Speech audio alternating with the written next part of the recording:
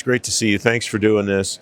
How do you see things like AI, machine learning, some of the other cutting edge technologies that we're talking about at this show really driving the future of defense intelligence and the IC community broadly? Well, that's the $1 million question, right? Is given the advancements in the emerging tech, things like generative AI, et cetera, I think a lot of people are asking that, right? How can we best adopt this to benefit our country, our service members, and everyone as a whole, right?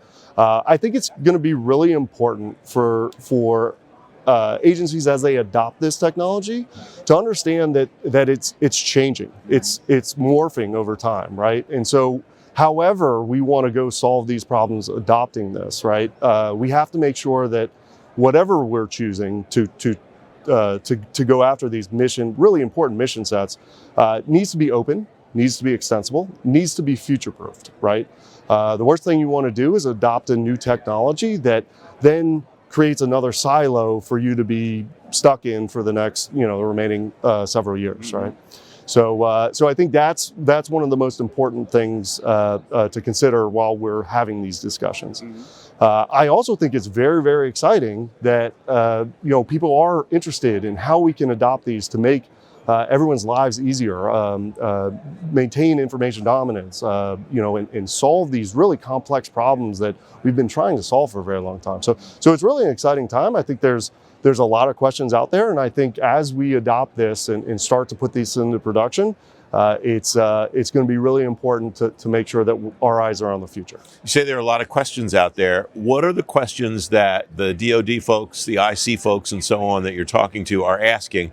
And what are the questions maybe that they should be asking that they're not? Yeah. So at Cloudera, we have a lot of discussions around this. And I think one of the things that we're noticing coming up is our customers are asking for ways and specific problems they can go implement the tools they already have, using these AI technology, Gen AI, machine learning, et cetera.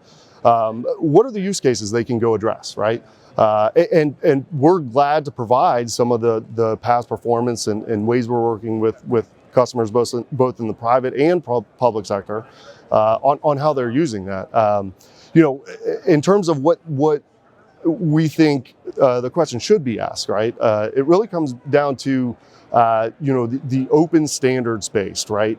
And I mentioned it previously. What you don't want to do is standardize on a technology that's going to stovepipe you. I think being able to select something that has the flexibility to operate in multiple different types of environments, right? One constant is change in our world, right? And whether it's running in a cloud, whether it's running on-prem, whether it's running in all of those at the same time, I think whatever use cases we're deciding to solve needs to have that sort of open. We need to be asking, how is it going to be able to future-proof, what we're going to do the next year or the year after? Yeah, and that's kind of where I wanted to go next. What is over the horizon, or is it even possible to try to predict or game out what's over the horizon when a technology is still as new and still as there's still so many questions, as you talked about, with something like AI, something like machine learning? Well, when you look at sort of the White House's directive or EO around the ethical principles around this, right? I think that is a defining criteria of how we need to approach this for the future, right? And use that as sort of a mechanism to help decipher what is next, right?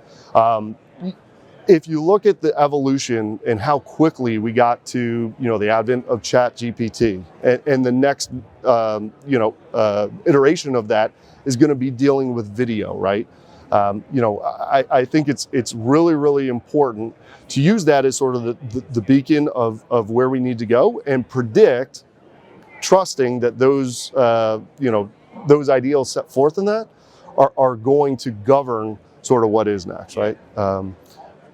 I think the most encouraging thing that you've said is that the department and the IC seem to be focused on use cases and not on the technology itself. Is that something that I should draw the encouragement from that I seem to?